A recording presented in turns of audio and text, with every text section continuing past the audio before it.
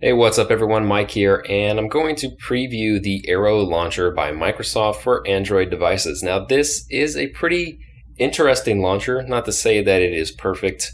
It does have a lot of limitations, and those would be that you cannot create extra rows or columns or change your icons by any means. You can't even really change your home screen layout. Basically, they give you a 3 home screen setup, and that is what you live for. You can't even add applications onto the home screen.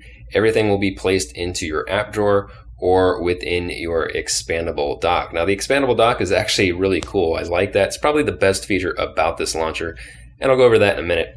But let's go ahead and talk about the home screens first. So you cannot change these home screens, but you can long press to get into the settings. It's a little bit tricky sometimes, but you are going to notice up here that you have a apps, people, and the notes and reminders. And the default is people on the left and notes and reminders on the right from your app screen.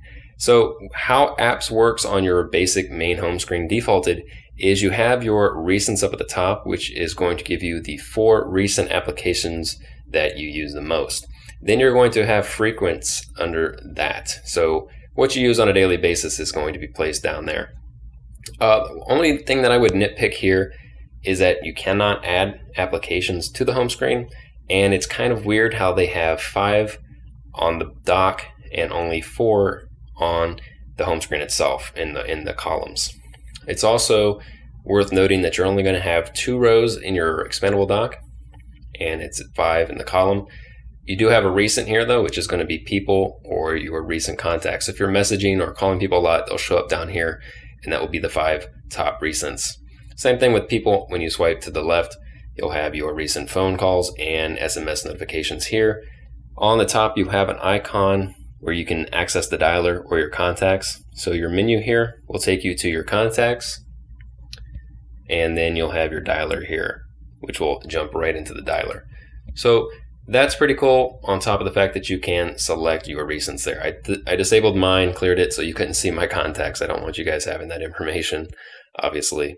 Apps, like I mentioned, you'll have all of your recent and frequent applications, and then notes and reminders. So you can tap on add an item.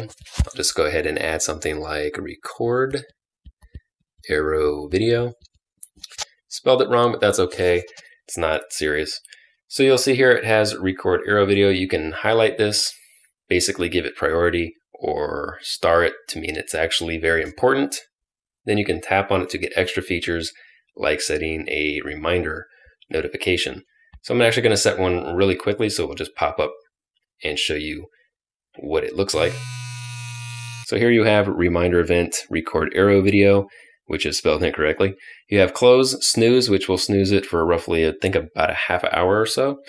You can't really change that either. Customization is just not apparent in this launcher right now, or a complete option. If you hit complete, it will drag it down to a completed category. So you'll see there, it is completed. So if I have something else placed in here, it'll be up there at the top, prioritized, and then you'll have your completed menu. If you made a mistake and you're actually not, completed it, the reminder's not completed, you'll see a little check mark. You can tap that and it will place it back up at the top.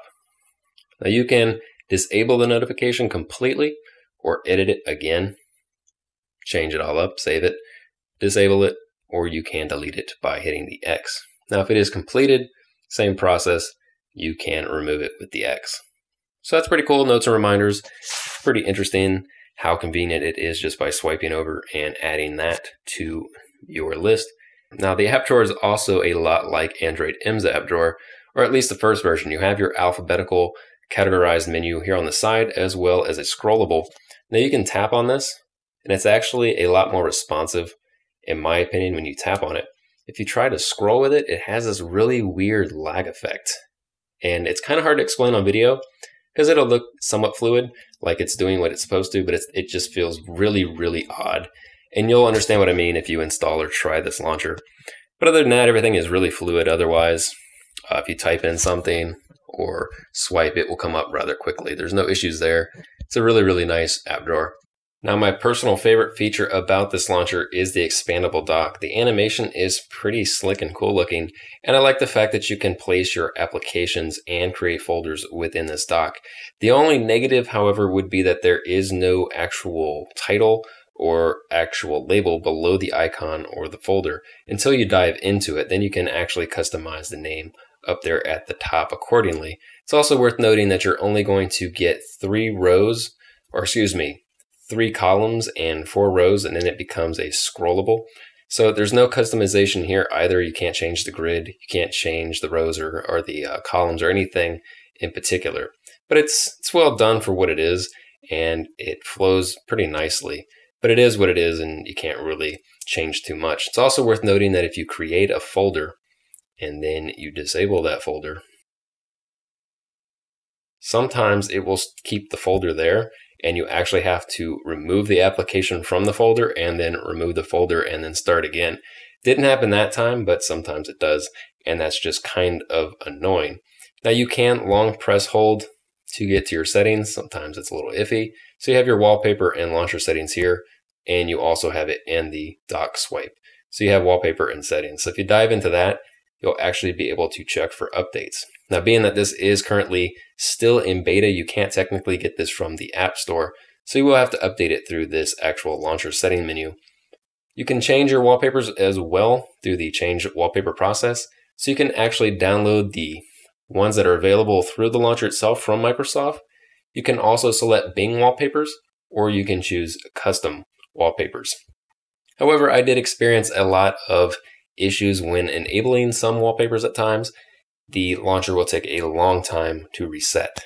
The only other issue that I experienced with this launcher right now, at least the current version, is that if you go into settings or if you disable your navbar or soft keys a lot, you use LMT launcher or Pi controls or anything like that, you will get a very long lag cycle to reload the launcher.